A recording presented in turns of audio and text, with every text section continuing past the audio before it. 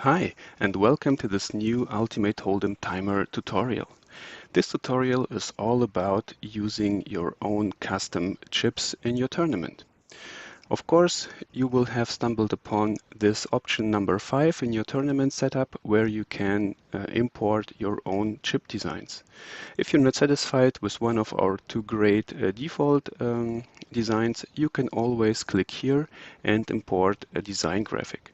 But maybe you noticed it's kinda hard or tricky to create this graphic correctly so all the chips are displayed properly.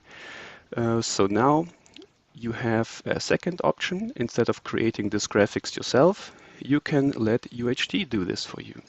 And for this, you just have to click on this new button to open the Chip Designer, which is new in version 1.13, and start from here.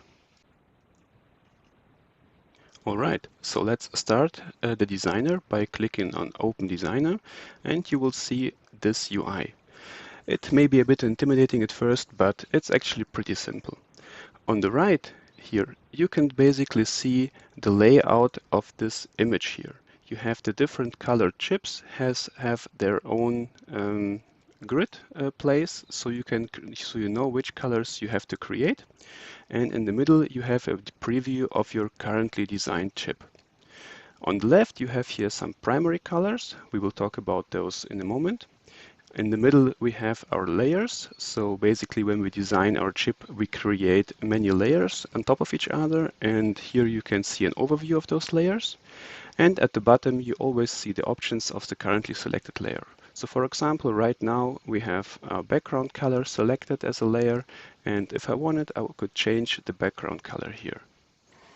Okay, so maybe you're wondering which chip are we going to design, and I went to Google and found this nice chip image here.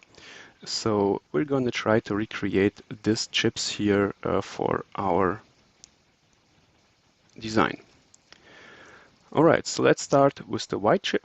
And as you can see, basically every one of those chips has two basic colors. One primary color, which would be white in this chip, and a secondary color, which is some bluish type of color here. So let's go ahead and set up those colors.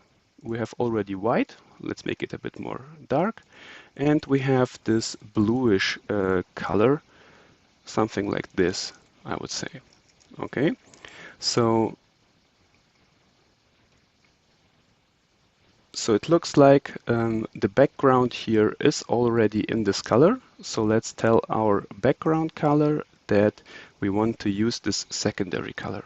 All right. The next step, let's add this, they call it ticks in the designer. So let's select our ticks layer here and add it. And as you can see, you already have these shapes on the edges of the chip, but we only need 6 of those. So let's reduce it from 8 to 6. And they are here shaped with rounded sides. So let's tell our options here to the layer that we don't want rectangulars, we want circles like this.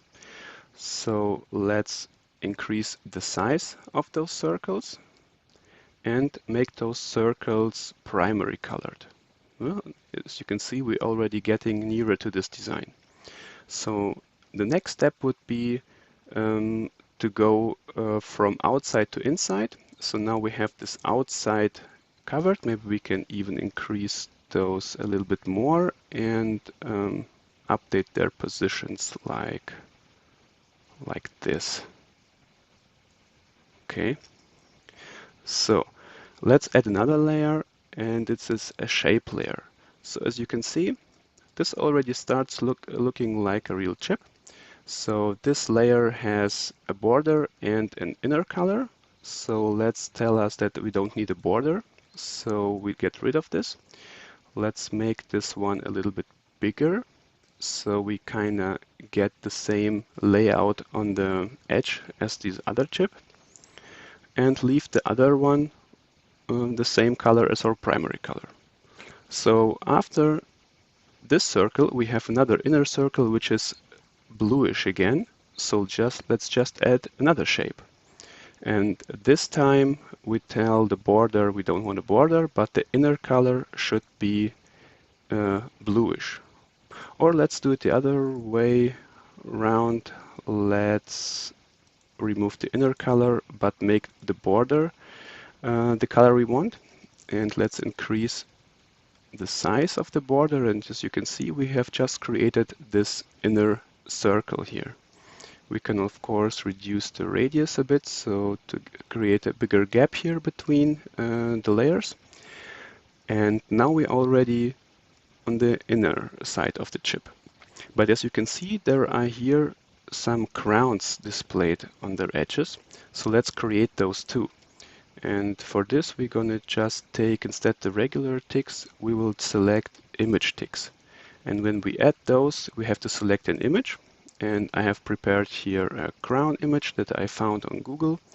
As you can see, it's a bit messy right now, but we just need to scale it down a bit to see the actual crown. As you can see, something like this. And we also don't need so many of those because there are only 3 of them. And now we just need to offset those to the border, and it already looks good. The color is not matching here, but we're going to ignore this for now. But we have our crowns at the right positions. The chip is already looking kinda the same. So now let's focus on the middle part here.